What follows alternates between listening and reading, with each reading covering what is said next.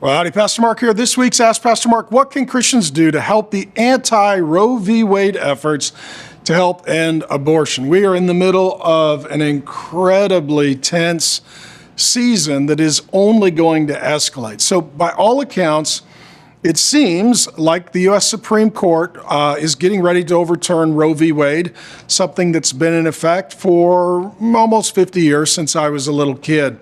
During that time, we've seen around 62 million children's lives taken. That is more people than live in Washington, Oregon, California, Arizona, and Nevada combined. If all of those people died, I'm assuming we wouldn't have a parade to celebrate. For those of us who are Christians, we know that we bear God's image and likeness, that human life is sacred, and that life begins in the womb. God calls us from the womb. God names us from the womb. God sets us apart from the womb. And the truth is, the culture knows it well, which is why if a woman is pregnant and someone assaults her and she miscarries, but she lives, then there is a murder that was committed because a life was taken. We all know this.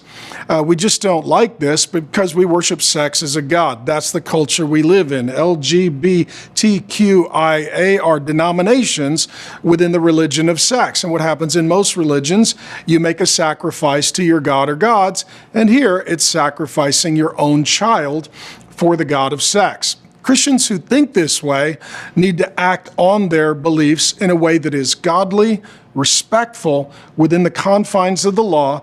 This can include civil disobedience. We see that in the book of Exodus, where the Hebrew midwives are told to end the life of babies who are boys, and they practice civil disobedience, and they are honored and rewarded by God for doing so. So Christians can and should be active socially, culturally, and politically. This is not first and foremost a political issue. It is a biblical issue with political implications.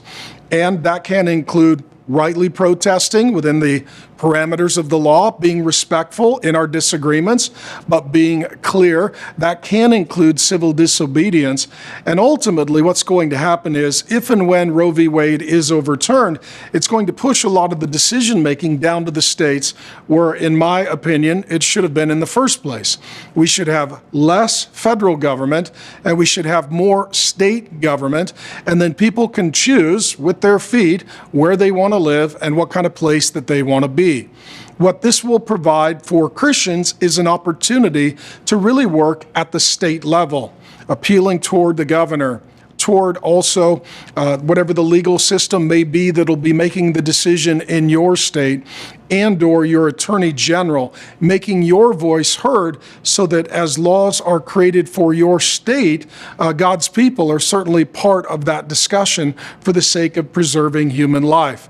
And so some of you are in states that are already going to put in effect trigger laws that will essentially outlaw abortion. The state of Arizona, in which I am, is one of those states. Some of you have opposite trigger laws, and they're talking about in California possibly enshrining the murder of unborn children as part of the state constitution so that it couldn't be overturned. What I'm telling you is there's going to be a long-standing, acrimonious, and loud debate coming at the state level. I would find those people in your community who love the Lord are going to lead that discussion and conversation, figure out how to partner with them as the Lord leads. And the last thing I would say, as Christians, we should support the local pro-life centers, those centers that are doing ultrasounds, because once a woman sees exactly what God is creating in her womb, she's less likely to end that life.